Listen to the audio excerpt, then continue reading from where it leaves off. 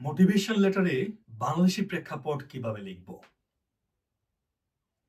বিদেশে উচ্চশিক্ষায় আগ্রহী বাংলাদেশী শিক্ষার্থী হিসেবে মোটিভেশন লেটারে বাংলাদেশী প্রেক্ষাপট লেখা যেতে পারে।